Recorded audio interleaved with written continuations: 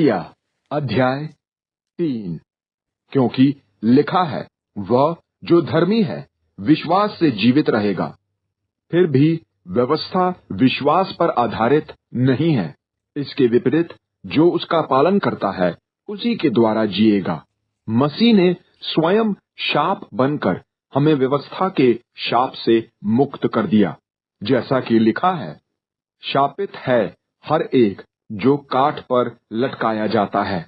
यह सब इसलिए कि मसीह यीशु में अब्राहम की आशीषें अन्य जातियों तक आए और हम विश्वास द्वारा प्रतिज्ञा की हुई पवित्र आत्मा प्राप्त करें। प्रियजन, मैं सामान्य जीवन से उदाहरण दे रहा हूँ।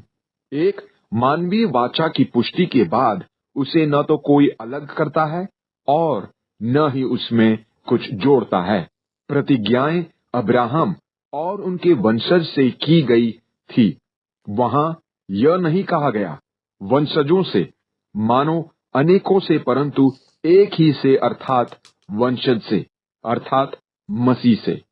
मेरे कहने का मतलब यह है, परमेश्वर ने अब्राहम से एक वाचा स्थापित की तथा उसे पूरा करने की प्रतिज्ञा भी की। 430 वर्ष बाद दी गई व्यवस्था न तो परमेश्वर की वाचा को मिटा सकती है और न परमेश्वर की प्रतिज्ञा को। यदि मिरास का आधार व्यवस्था है तो मिरास प्रतिज्ञा पर आधारित हो ही नहीं सकती, किंतु परमेश्वर ने अब्राहम को यह मिरास प्रतिज्ञा द्वारा ही प्रदान की। तब क्या उद्देश्य है व्यवस्था का?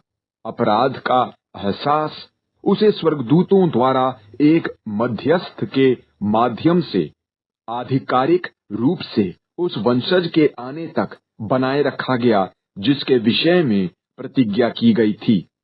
सिर्फ एक पक्ष के लिए मध्यस्थ आवश्यक नहीं होता, जबकि परमेश्वर सिर्फ एक हैं।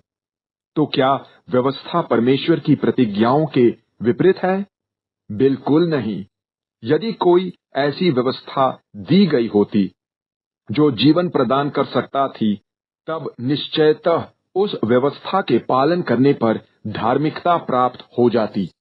किंतु पवित्र शास्त्र ने यह स्पष्ट किया कि पूरा विश्व पाप की अधीनता में है, कि मसीह यीशु में विश्वास करने के द्वारा प्रतिज्ञा उन्हें दी जा सके जो विश्वास करते हैं। मसीह यीशु में विश्वास के प्रकाशन से पहले हम व्यवस्था के संरक्षण में रखे गए, उस विश्वास से अनजान जो प्रकट होने पर था। इसलिए व्यवस्था हमें मसीह तक पहुंचाने के लिए हमारा संरक्षक हुआ कि हम विश्वास द्वारा धर्मी ठहराए जाएं। परंतु अब जब विश्वास आ चुका है, हम संरक्षक के अधीन नहीं रहे। इसलिए तुम सब मसीह यीशु में विश्वास द्वारा परमेश्वर की संतान हो।